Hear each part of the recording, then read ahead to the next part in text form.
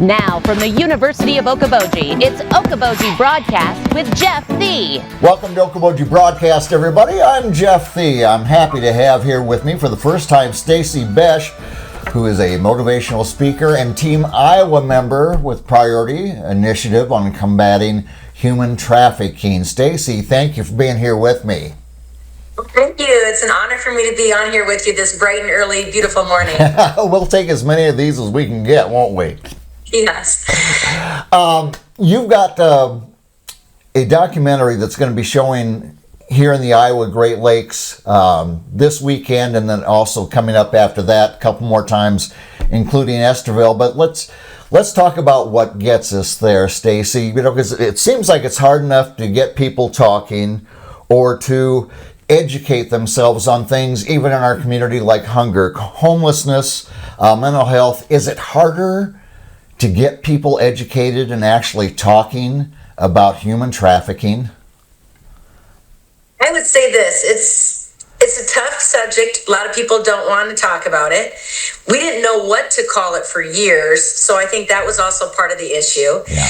But with my background of speaking and being on Team Iowa, so I'll just kind of back up here a little bit, Jeff, is with Team Iowa, I've been on that team for almost 5 years. Okay. Our state director is Steve Corey. He lives in Say Lakes, Iowa. Okay. And our team, we meet every Tuesday night via Zoom for 2 hours, and it's to educate each other, or we bring... Oh, no, sorry about that. I had a little alarm there to talk to you today, Jeff. Sorry about that. I'm glad I was on the schedule. We're ahead of schedule, so that's good. But with Steve, then, our team meeting, we bring on guest speakers to educate us. So over the course of the last few years, we definitely identified that human trafficking was one of the top challenges, not only is our country facing, but our state. And I'll just share with you just right off the bat that, you know, the United States of America is the #1 consumer, not only of child pornography, but of child trafficking. Wow. Now, we look for hot spots, right? And, you know, when people say, where's the top towns in Iowa, Stacy? Well, there is no top towns, but I can promise you this, it's happening in every town. Yeah. Now, knowing my background with speaking, I raised my hand to say I would take on human trafficking, meaning that I knew it was a problem. I thought as a mom, if I could go out there and save one child, it would be worth it. Right. So I put this program together based on all the education and information that the detectives gave me. There was 3 detectives in the state that were educating me immensely, Okay. to the law enforcement across the state, and of course, safe house directors and numerous victims and survivors themselves. Okay. Now, when you went back to your question on how, that kind of gives you a little of my background, but how do I get into these communities to talk? It just started with one presentation and people walking away saying, I had no idea. Yeah. Yeah. And isn't that the truth, that all of a sudden, bam, you know what? This is happening right around me, and I wasn't aware of it. And how scary is that? You know, I was watching one of your videos that you kind of do when you were on the road there, Stacy, and you you used a term I just thought was fascinating, and it was weeds from our garden. What was that? I love that you say that.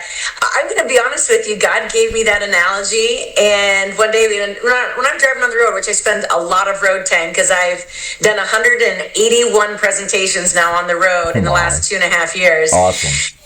What I looked at when God gave me that analogy was that our garden is our children. Yeah. And, you know, any of us that love gardens or beautiful flower gardens, we want our gardens to be beautiful. We don't want weeds in them. Right. But our children, which is our garden, it has some serious weeds growing in it. And so at the very end of my presentations, wherever I go, that is my last thing that I educate people on is the weeds. And we have 3 major weeds growing in our garden. Yeah.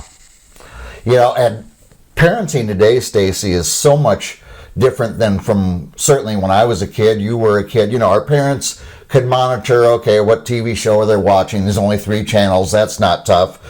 Who are they on the phone with, and who are their friends that they hang with? That was kind of the extent of what parents had to look out now with. And, you know, today parents have to be doing double time on watching what their children are doing and what they're viewing online, because with viewing, they have access to pornography.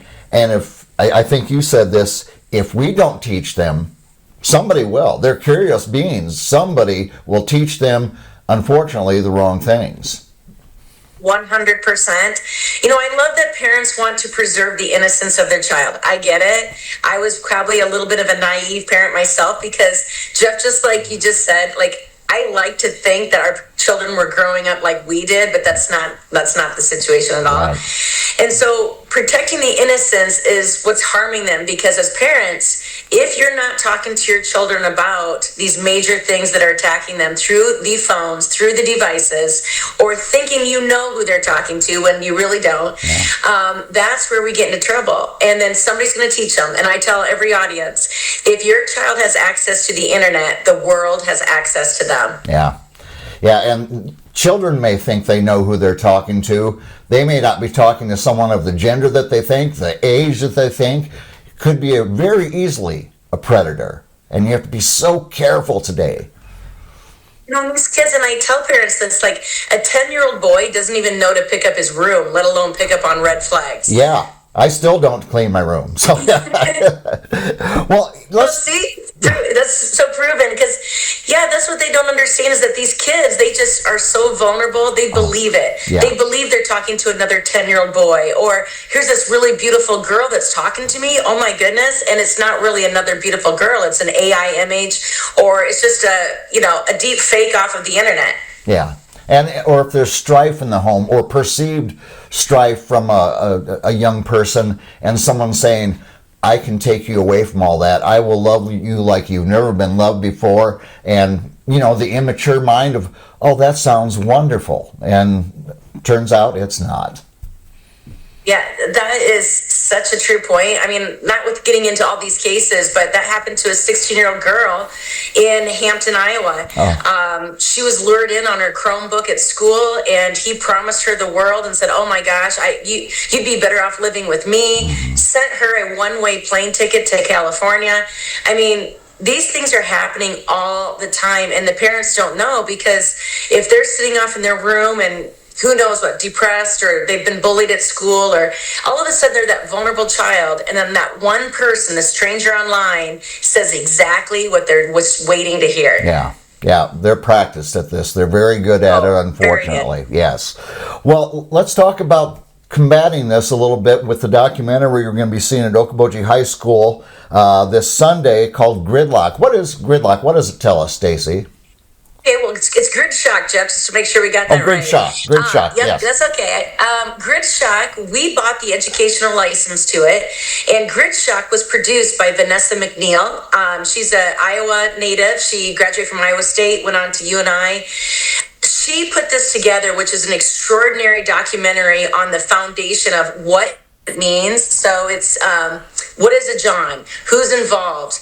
What do buyers look like? And so that she had 3 victims that she was able to get onto this film.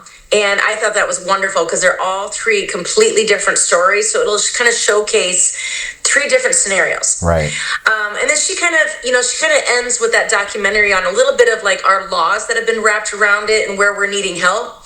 But then I have good news to share on that, because when that documentary was done in 2019 is when it was released. We've had some changes for the good since then. And so we show that documentary first. Okay. I feel that builds up that foundation, gives some strong education. It's not just coming from Stacy, it's coming from somebody who did a lot of homework. And then I take it from there for about an hour of a verbal presentation on actual stories that are happening across our state. And the reason I think it's so important to tell stories grab people's heart, but they also bring the reality to home of exactly what's happening. Yes. And then I get into action steps, because I always tell every audience that if they leave that whole presentation and they don't do at least one thing, it was a complete waste of their time and mine. That's how we eradicate this, is we got to bring the awareness, but it doesn't just stop with Stacy in front of an audience. I'm just one volunteer. And then we get into what to look for. So many people think it's just about the abductions, kidnapping, white creepy van, and truck stops and interstates. Sure. Well, that's happening in every state, but it's a very small piece of the pie. But I want to get into really the nitty gritty of what to look for. And then I end with what we just talked about, the weeds of the garden. such important news and information to get out there, Stacy. Thank you for your part in it, and all those that volunteer to fight this terrible disease is what it is. So thank you for that. So GRIDSHOCK is showing this Sunday, 6:30 at Okoboji High School in the auditorium there. A week from that, on October 5th, we'll be at 7 p.m. at the Sammy Bedell Center for Performing Arts, Spirit Lake High School. And then that next Tuesday, the 7th of October, 6:30 at the Cornerstone Global Methodist Church in Estherville. Very important information. Stacy, thank you so much for being here with me today. Thank you so much, and I look forward to people coming, because this is exactly how we bring this tidal wave of information across the state. Very good. All right. My thanks to Stacy Besch for being here with us as we talk about human trafficking right here in the state of Iowa. Thank you today for watching us right here on Okoboji Broadcast. Okoboji Broadcast from the studios at historic Arnold's Park Amusement Park is brought to you in part by West Wealth Management, a financial advisory practice of Ameriprise Financial Services. Advisor Jan Spielman, AJ Spielman, and Erica Wachholz. The headquarters of the University of Okoboji is at the Three Sons, open Monday through Saturday 10 to 5 and Sunday from 10 to 4. Bank Midwest, dream big, plan wisely, live well. Lakes Regional Healthcare and Avera Partner. Beck Engineering in Spirit Lake. Be Radiant Laser Skin Studio in the Okoboji Plaza in Okoboji.